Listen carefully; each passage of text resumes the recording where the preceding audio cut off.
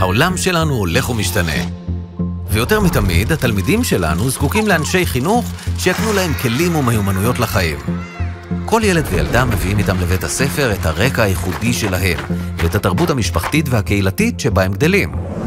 אבל מרחבי למידה שמרניים גורמים לחלק מהתלמידות והתלמידים לחוש הדרה וחוסר שייכות. הפערים החברתיים הללו רק הולכים וגדלים, ומותירים חלק מהם מאחור, ללא יכולת לשגשג בבית הספר. אם כן, כיצד ניתן לקדם ניידות חברתית ולצמצם את הפערים בין הילדים השונים? מהלך ההוגנות בחינוך של משרד החינוך וג'וינט אשלים מאפשר לזהות ולהסיר חסמים סמויים וגלויים הגורמים להטיות, סטיגמות והדרה של אוכלוסיות שונות. ונותן הזדמנות לילדים להשמיע את קולם, ליזום, להשתתף בפעילויות, לכוון ולשלוט בתהליך למידתם.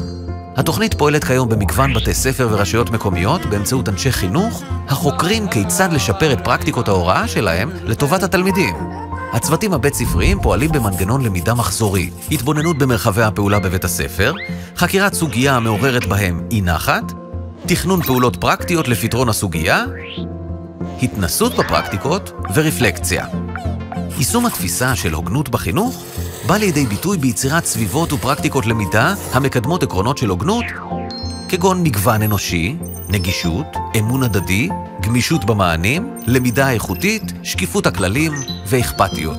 תפיסת ההוגנות מסייעת לאנשי חינוך לזהות ולעצב את המרחב החינוכי ולהסיר חסמים, באופן שיאפשר לכוחות וליכולות הייחודיים של כל תלמיד ותלמידה לבוא לידי ביטוי, ולצבור ידע, מיומנויות וערכים שמקדמים את מוכנותם ואת יכולתם לשגשג במציאות המשתנה. יישום מתמשך של עקרונות ההוגנות באופן מודע והוגן לאורך זמן יעודד אייג'נסי וגם קו-אייג'נסי בקרב התלמידים ומשפחותיהם, וישפיע על התרבות ואורח החיים הבית ספרי.